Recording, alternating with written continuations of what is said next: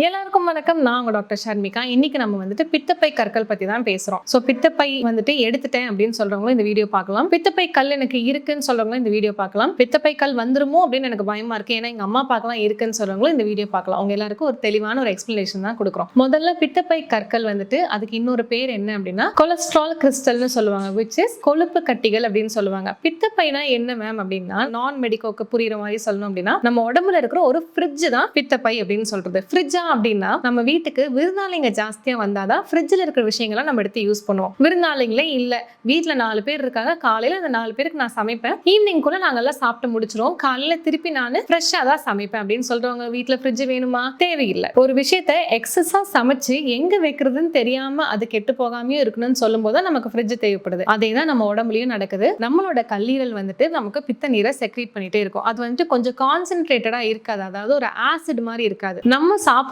உணவை நம்ம செரிக்கணும் அப்படின்னா செரிமான நீர் வந்துட்டு பயங்கர அசிடிக்கா இருந்தா மட்டும்தான் நம்ம சாப்பிட்ற எல்லா உணவும் செரிமானம் ஆகும். இந்த நார்மலான திரவத்தை வந்துட்டு, அதாவது பித்த நீரை ரொம்ப 10x வந்துட்டு ரொம்ப அசிடிக்கா மாத்தி அதை போய் நம்ம வந்துட்டு கொழுப்பை கரைக்கிறதுக்கு வச்சிருக்கிறது தான் பித்தப்பை அப்படிங்கிற ஒரு விஷயம். ஸோ வெறுமனே நமக்கு வந்துட்டு லிவர்ல இருந்து ஒரு பித்த நீர் வருது அப்படின்னா செரிமானம் வந்துட்டு ஸ்லோவா நடக்கும். அதே பித்த பைக்குள்ள போய் ஸ்டோர் ஆகி நம்ம சாப்பிட்ற ஸ்பைசி ஃபுட்டோ, நம்ம சாப்பிட்ற ஆயில் ஃபுட்டோ, வெளியே ஃபேட்டி ஃபுட், இதெல்லாம் ஓவரா சீஸ் அந்த மாதிரிலாம் ஓவரா எடுத்துக்கும் போது அதை செரிமானம் பண்றதுக்கு கண்டிப்பா பித்த பைக்குள்ள இருக்கிற பித்த நீர் தான் ரொம்ப ரொம்ப முக்கியம். இதுல இருந்து என்ன தெரியுது, நம்ம அளவுக்கு மீறி ஓவரா சாப்பிட்டா மட்டும்தான் இந்த பித்த நீர் வந்துட்டு பித்த பைக்குள்ள இருந்து வெளியே வரும். நார்மலா சாப்பிட்டோம் அப்படின்னா இந்த மாதிரி பெரிய ப்ராசஸ்லாம் தேவையில்லை. ஒருவேளை எனக்கு பித்தப்பை எடுத்துட்டாங்க அப்படின்னு சொல்றவங்க என்ன பண்ணணும், நீங்க ஒண்ணுமே பண்ண வேணாம், நேரத்துக்கு கரெக்டான டைமுக்கு ஓவரான ஆயிலி ஃபுட் எடுக்காதீங்க, ஃபேட் நிறைஞ்ச ஃபுட்டா எடுக்காதீங்க. நார்மலா நிறைய வெஜிடபிள்ஸ் சாப்பிடுங்க, நிறைய ஃப்ரூட்ஸ் சாப்பிடுங்க. புரத வகைகள்ல வந்துட்டு ரொம்ப டீப் ஃப்ரைடா, இப்போ வந்துட்டு சிக்கன் எடுக்கலாம் ஆனா நீங்க சில்லி சிக்கன் எடுக்காதீங்க,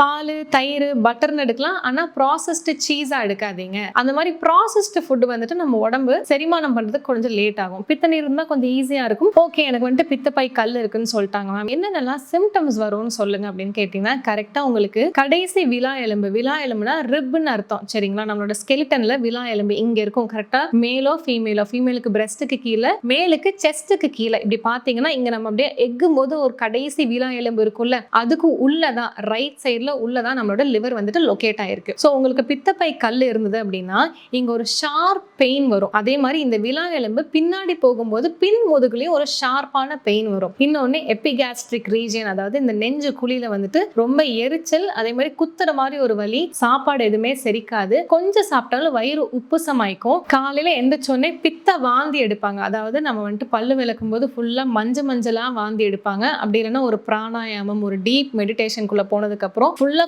கோழையா மஞ்சள் கலர்ல எடுப்பாங்க. இது ஃபுல்லா கல்லீரல் சம்பந்தப்பட்டு வரனால பித்தப்பை ஃபுல்லா கல் இருக்கு ஆனா நம்ம இன்னும் டயக்னோஸ் பண்ணாம இருந்தோம் அப்படின்னா மஞ்சள் காமாலையில கூட உங்களுக்கு போய் ரிசல்ட் ஆகிறதுக்கு வாய்ப்புகள் உண்டு. சோ இந்த மாதிரி கிரானிக் அல்சர், ரொம்ப நெஞ்செரியுது, எனக்கு வந்துட்டு செரிமானத்துல வந்துட்டு பிரச்சனை வந்துகிட்டே இருக்குன்னு சொல்றவங்க இங்க எப்பவுமே இங்க வரும்போது மேம் அல்சர்னு சொன்னா அடுத்த செகண்ட் நான் என்ன பண்ணுவேன்னா அப்டமன் ஸ்கேன் பாத்துருங்கன்னு சொல்லுவேன். நெஞ்செரியுறதுக்கும் அப்டமன் ஸ்கேனுக்கும் என்ன மேம் சம்பந்தம்னு பார்த்தா 10ல் 4 பேருக்காவது பித்தப்பை கல் இருக்கும். சோ உங்களுக்கு ஒரு வேளை இந்த சிம்டம்ஸ்லாம் இருந்துச்சுன்னா சும்மா ஒரு 1500 ரூபாய்க்கு ஒரு அப்டமன் ஸ்கேன் எடுத்துட்டு கல் இருக்கா இல்லையானதை நம்ம பாத்துக்கிறது ரொம்ப ரொம்ப முக்கியமான ஒரு விஷயம். சோ இதெல்லாம் சிம்டம்ஸ். அதே மாதிரி இந்த பித்தப்பை கல் வலி அப்படிங்கிறது பிரசவ வலிக்கு நிகர் அப்படின்னு சொல்லுவாங்க. அவ்வளோ பெயின் இருக்கும். நிறைய பேர் என்கிட்ட வரும்போது மேம் குட்டி குட்டியா தான் கல் இருக்கு, டாக்டர்ஸ் என்ன சொன்னாங்கன்னா பெயின் வந்தா பாத்துக்கலாம்னு சொன்னாங்க அப்படின்னு சொல்லுவாங்க. நான் அந்த கல்லோட சைஸை பார்த்து மெடிசன்ல ட்ரீட் பண்ண முடியும்னா பெயின் வரும்போது ஒரு மெடிசன் கொடுத்துருவோம் அண்ட் கம்ப்ளீட் ஸ்ட்ரிக்ட் டயட் குள்ள போயே ஆகணும். ஒன்னு தெரிஞ்சுக்கோங்க, ஸ்கேன் லாங்குவேஜ்னு ஒன்று இருக்கு. ஒரே ஒரு பித்தப்பையில வந்துட்டு ஒரு கல் இருந்ததுன்னா 1 கால்குலைன்னு சொல்லிடுவாங்க. 1ல இருந்து 3 வரைக்கும் இருக்கு அப்படின்னா ஃபியூ கால்குலை நோட்டட் அப்படின்னு சொல்லுவாங்க.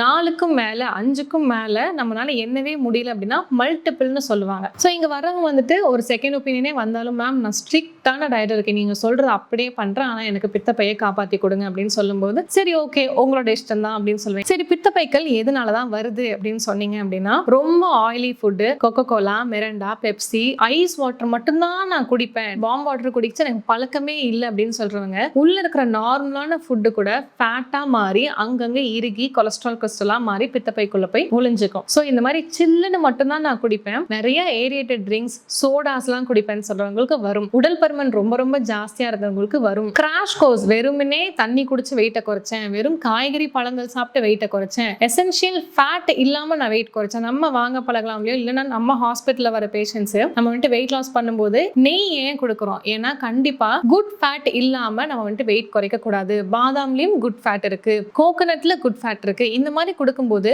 வெயிட் லாஸ்ல இந்த மாதிரி பித்தப்பை கற்கள் வராம இருக்கும். ஏன்னா உள்ள இருக்கிற நீருக்கு வேலை வேணும். நம்ம வந்துட்டு எந்த அளவுக்கு கொழுப்பு எடுக்கிறோமோ அப்பதான் அந்த நீருக்கு வேலை. இது ஒண்ணு. அதே மாதிரி நம்ம உடம்புல உஷ்ணம் ஜாஸ்தி ஆகிற மாதிரி ஏதாவது நீங்க விஷயம் பண்ணீங்கன்னா, அதாவது பித்தம் ஜாஸ்தி ஆகிற மாதிரி, ஃபார் எக்ஸாம்பிள் வெறும் வயிற்றுல டீ காஃபி குடிச்சுக்கிட்டே இருப்பேன், இது எனக்கு 10 வருஷமா பழக்கம் அப்படின்னு சொல்றவங்களுக்கு கண்டிப்பா பித்தப்பை கற்கள் வரதுக்கு நிறைய வாய்ப்புகள் உண்டு. ரொம்ப வருஷமாவே நைட் ஷிஃப்ட் பார்த்துட்டு இருக்கேன், நான் பிரேக்ஃபாஸ்ட் அதாவது காலை உணவை எடுக்கவே மாட்டேன், அந்த பழக்கமே எனக்கு இல்லைன்னு சொல்றவங்களுக்கு டின்னருக்கு வந்துட்டு பொரிச்ச விஷயங்கள் தான் எடுப்பேன். டின்னர்னாலே எனக்கு வந்துட்டு 65 பிரியாணி மட்டும்தான், இல்லை டின்னர்னாலே நாங்கள் எப்பவுமே வெளியே தான் டின்னர் சாப்பிடுவோம். அதே மாதிரி உங்களோட உணவுகளை வந்துட்டு போதுமான புரத சத்து, போதுமான நார் சத்து இல்லை அப்படின்னாலும் இந்த பித்தப்பை கற்கள் வரும். அதுக்கப்புறம் ரொம்ப நாளாவே வந்துட்டு எனக்கு செரிமான கோளாறும் மலச்சிக்கலும் இருக்குன்னு சொல்றவங்களுக்கு பித்தப்பை கற்கள் வரும். வேலை காரணத்துக்காக நான் யூரின் வந்துட்டு போவே மாட்டேன், நான் ஸ்கூலுக்கு போறேன், யூரினே நான் அடக்கி வச்சுப்பேன், மோஷனே வந்தாலும் நான் அடக்கி வச்சுப்பேன், உங்களோட நேச்சுரலான அர்ஜஸ்ன்னு சொல்லுவாங்கல்ல, அது எல்லாத்தையும் அடக்கி வைக்கிறவங்களுக்கும் இந்த பித்தப்பை கற்கள் வரும். கடைசி ரீசன் வந்துட்டு எக்ஸசைஸே பண்ணாம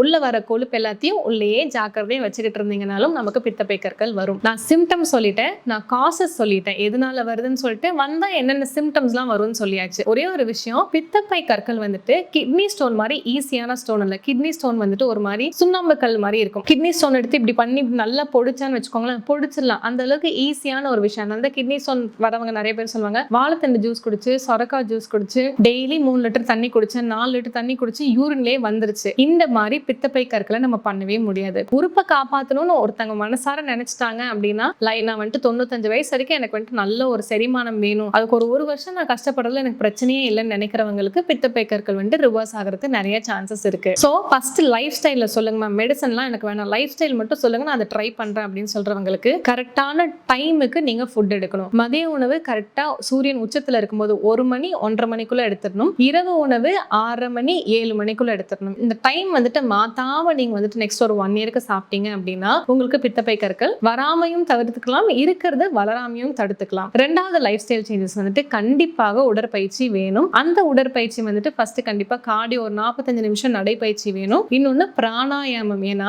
ஸ்ட்ரெஸ்ஸும் வந்துட்டு இந்த ஃபேட்டை டெபாசிட் பண்ண வைக்கும். உங்களோட உடம்புக்குள்ள கொழுப்பை வந்துட்டு தேக்கி வைக்கிறதுக்கு ஒரு மெயினான ரீசன் ஸ்ட்ரெஸ். ஸோ ஸ்ட்ரெஸ் எல்லாம் கம்மி பண்ணணும் அப்படின்னா ஒரு ஜேர்னல் எழுதுறது, வெளியே இயற்கையில நடக்கிறது, பிராணாயாமம் பண்றது, மெடிடேஷன் பண்றது. என்னால ஒரு இடத்துல உட்காரவே முடியாதுன்னு சொல்றவங்க நீங்க பிராணாயாமம் பண்ணி கஷ்டப்பட வேணாம். பட் ஸ்டில் நீங்க வந்துட்டு உங்க ஸ்ட்ரெஸ் வந்துட்டு ரெடி பண்றதுக்கான எல்லா விஷயங்களையும் பண்ற மாதிரி பாத்துக்கோங்க. இன்னொன்னு ஸ்மோக்கிங் அண்ட் ஆல்கஹால், புகைப்பிடிக்கிறத வந்துட்டு ஸ்டாப் பண்ணியே ஆகணும். ஏன்னா அது உங்க உடம்புக்குள்ள ஸ்ட்ரெஸ்ஸை திருப்பி ஏத்தி திருப்பி கொழுப்பை வந்துட்டு கட்டியா வச்சு உள்ளேயே வச்சுக்கும். கடைசி நிறைய தண்ணி குடிங்க, நிறைய தண்ணி குடிச்சு யூரின் போற மாதிரி பாத்துக்கோங்க. என்னைக்குமே வந்துட்டு ரொம்ப கோவப்படுற ஒரு ஆளா மட்டும் இருக்கக்கூடாது இந்த பித்தப்பை கல் இருந்துச்சு அப்படின்னா. ஏன்னா இந்த மாதிரி கோவம், ஸ்ட்ரெஸ், ஓவர் திங்கிங் எல்லாமே உங்க உடம்புக்குள்ள கொழுப்பை தேக்கி வைக்கிறதுக்கான எல்லா பிரச்சனையும் பண்ணி கொடுக்கும். இது லைஃப் ஸ்டைல் சேஞ்சஸ். உணவு முறையில என்ன மாற்றம் பண்ணலாம் அப்படின்னா, நீங்க ஹை ஃபேட் ஃபுட்ஸ் எடுக்கக்கூடாது. For example pizza, burger, maida, refined sugar, refined oil, cheese, இந்த மாதிரியான விஷயங்கள்லாம் எடுக்கக்கூடாது. அதுக்கு பதிலாக குட் ஃபேட் கண்டிப்பா வேணும். அதாவது பித்தப்பைக்குள்ள இருக்கிற நீருக்கு வேலை கொடுக்கணும் அப்படின்னா நல்ல கொழுப்பு நீங்க சாப்பிட்டு ஆகணும். ஃபார் எக்ஸாம்பிள் தேங்காய் நல்ல கொழுப்பு, பாதாம், நெய், பட்டர், தேங்காய் எண்ணெய், நல்லெண்ணெய், மீன், இந்த மாதிரியான விஷயங்கள் வந்துட்டு கம்மியான குவான்டிட்டியில கண்டிப்பா எடுக்கணும். அப்பதான் பித்த நீருக்கு வந்துட்டு வேலை வரும். ஏன்னா நம்ம நார்மலான ஃபுட்டு சாப்பிடும்போது நார்மலான பித்த நீரே போதும். ஏன்னா நம்ம நார்மலான உணவு சாப்பிடுறது வந்துட்டு தானாவே செரிச்சு வெளியே வந்துரும். நம்ம ஓவரா ஒரு ஃபேட் ஃபுட் சாப்பிட்டா மட்டும்தான் ஃப்ரிட்ஜ், நான் சொன்னேன்ல எக்ஸ்ட்ராவா விருந்தாளிங்க வந்தாதான் இந்த ஃப்ரிட்ஜுக்கு வேலை அப்படின்னு சொல்லிட்டு. சோ எக்ஸ்ட்ரா விருந்தாளிகள் வந்தா, ஒரு குட் ஃபேட் வந்தா மட்டும்தான் இந்த பித்தப்பைங்கிற ஃப்ரிட்ஜுக்கு வந்துட்டு உள்ள ஒரு எக்ஸ்ட்ராவா ஒரு ஃபுட்டு நல்ல ஃபேட் வந்திருக்கு, அதை போய் நம்ம போய் செரிமானம் பண்ணிட்டு வரலாம்னு சொல்லிட்டு உள்ள இருக்கிற நீர் வந்துட்டு வெளியே வந்து செரிமானம் பண்ணும். ஸோ டயட்ல வந்துட்டு first high fat, bad fat வந்துட்டு நீங்க கண்டிப்பா குறைக்கணும். கண்டிப்பா கோல்டு வாட்டரை அறவே நிறுத்தணும். சில் தண்ணி குடிக்கவே கூடாது. மைதா, ரீஃபைன்டு சுகர், ரீஃபைன்டு ஆயில், இந்த மாதிரி நம்ம உணவுல இருக்கிற எல்லா சத்தையும் புடுங்கிட்டு வெறும் சக்கையா கொடுக்குறாங்கல்ல, வெள்ளை அரிசி, ஒண்ணுமே இல்லை, அதுல ஃபைபர் இல்லை, ஒண்ணுமே இல்லை, வெறும் மாவுச்சத்து, இந்த மாதிரியான ரீஃபைன்டு விஷயங்கள் எல்லாத்தையும் ஸ்டாப் பண்ணிட்டு உணவுல நீங்க மாற்ற வேண்டியது மலமிளக்கி செய்கை இருக்கக்கூடிய பழங்களும் காய்கறிகளும் எடுத்துக்கலாம். வாழைத்தண்டு, முருங்கீரை, மணத்தக்காளி கீரை, சிறுகீரை, இன்னும் மலத்தை இழக்கிறது வாழைப்பழம், பப்பாளி, முலாம்பழம், வெள்ளரிக்காய், நம்ம நாட்டு பேரிச்சம்பழம், இந்த ஈரான் ஈராக் பேரிச்சம்பழம் இல்லாம பேரிச்சை நம்மளோடது இருக்கும் ஒரு மஞ்சள் கலர்ல இந்த போட்டோல வர மாதிரி இந்த பேரிச்சம்பழம் சாப்பிடுறது. ஸோ மலமிளக்கி செய்கைகள் இருக்கக்கூடிய எல்லா உணவுகளையும் நீங்க சாப்பிடலாம். ஸோ தட் உங்களுக்கு செரிமானமும் நல்லா இருக்கும், மலமும் ஈஸியா போகும்போது உங்க உணவு குழாய் ஃபுல்லா கிளீனா இருக்கும்போது பித்தப்பை கற்கள் கரையிறதுக்கு நிறைய வாய்ப்புகள் உண்டு. ஏன்னா கொழுப்பு போய் தங்குறதுக்கு இடமே இல்லாம போயிடும்ல. ஸோ இப்போ லைஃப் ஸ்டைல் பார்த்துட்டோம், உணவுல என்னென்ன சேர்க்கணும், உணவுல என்னென்ன சேர்க்க கூடாதுன்னு பார்த்துட்டோம். அதே மாதிரி பித்தப்பை கற்கள் இருக்கிறவங்க வந்துட்டு லெமன் வாட்டர் கொஞ்சம் எடுத்துக்கலாம். நீங்க வந்துட்டு ஒரு நல்ல ஒரு ஹாட் லூக் வார்ம் வாட்டர்னு சொல்லுவாங்க, சுடுதண்ணியும் இல்ல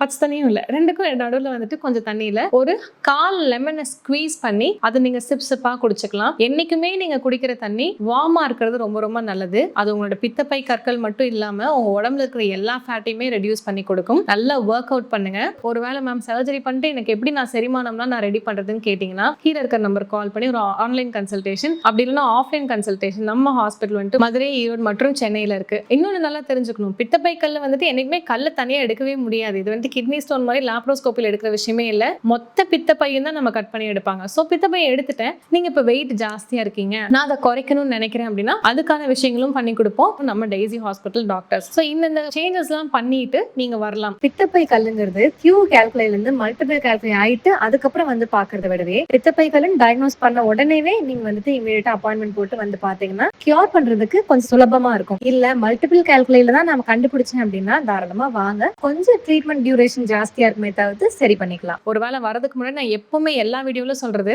ஒரு ஹாஸ்பிட்டல் போறோம் மருந்து மட்டும் நம்பி போறோம் அப்படின்னா நீங்க இந்த ஹாஸ்பிட்டல் வரக்கூடாது. ஒரு ஹாஸ்பிட்டல் போறோம் நம்ம நிறைய ஹார்ட் ஒர்க் பண்றதுக்கு ரெடியா இருக்கணும். இங்க போனாலே வாக்கிங் போக சொல்லுவாங்க, சீக்கிரம் சாப்பிட சொல்லுவாங்க, நேரத்துல எந்திரிக்க சொல்லுவாங்க, நிறைய வாழ்க்கை முறை மாற்றங்கள் பார்க்க சொல்லுவாங்க. அப்ப மட்டும்தான் டெய்ஸி ஹாஸ்பிட்டல் போக முடியுங்கிறது நமக்கு ஒரு பேரு மாதிரி. இங்க வரவங்க எல்லாம் ஒரு 3 monthsக்குள்ள லைஃபே மாறின மாதிரி ஒரு விஷயங்கள் நடக்கும். கூடவே நிறைய எக்ஸ்டர்னல் தெரபிஸ் இருக்கும். உங்களுக்கு வந்துட்டு ஜாஸ்தியா ஸ்டோன் இருக்கு அப்படின்னா தங்கி பார்க்குற ஃபெசிலிட்டி சொல்லுவாங்க. இல்லை இந்த மாதிரி கற்களுக்கு கண்டிப்பாக ஃபர்ஸ்ட் தெரப்பி வேணும், உங்களுக்கு வந்துட்டு தங்கி ஒரு ஃபுல் டீடாக்ஸ் தெரப்பி போயிட்டு அதுக்கப்புறம் தான் நம்ம வந்துட்டு வீட்டுக்கு போகிற மாதிரி இருக்குங்கிற மாதிரி நிறைய விஷயங்கள் இருக்கு. ஸோ ஃபர்ஸ்ட் வரதுக்கு முன்னாடி ஒரு அப்பாயின்மெண்ட் வாங்கிட்டு நீங்கள் நேரில் வாங்க. நான் சொன்ன கேட்டகரிஸில் இருந்தால் நீங்கள் நேரில் வந்து நம்ம வெறும் சர்ஜரியே இல்லாமல் மெடிசன்ஸ்லேயே பித்தப்பை கற்களை ரெடி பண்ணலாம். ஸோ வேறு ஏதாவது டவுட்ஸ் இருக்கு, இல்லை இதை பற்றி இன்னும் கொஞ்சம் பேசுங்க மேம் அப்படின்னு சொன்னீங்கன்னா கீழே இருக்கிற கமெண்ட் செக்ஷனில் நீங்கள் கமெண்ட் பண்ணீங்க, நான் அதுக்கான ஃபுல் எக்ஸ்பிளனேஷன் கொடுக்குறேன். ஏன்னா ஒவ்வொருத்தங்களுக்கும் ஒவ்வொரு மாதிரி இருக்கும் சிம்டம். ஒரு சிலவங்களுக்குலாம் சிம்டமே இல்லாம இருப்பாங்க. நிறைய பேர் அல்சர்லாம் வச்சுக்கிட்டு ரொம்ப வருஷமா அல்சர் அல்சர் அல்சர் இன்ன வரைக்கும் ஒரு அப்டமன் ஸ்கேன் பார்த்துருக்க மாட்டாங்க. ஸோ வரும்போதே ப்ரிப்பேர்டா வாங்க. இன்னொரு நாள் இன்னொரு இன்ட்ரெஸ்டிங்கான டாபிக்ல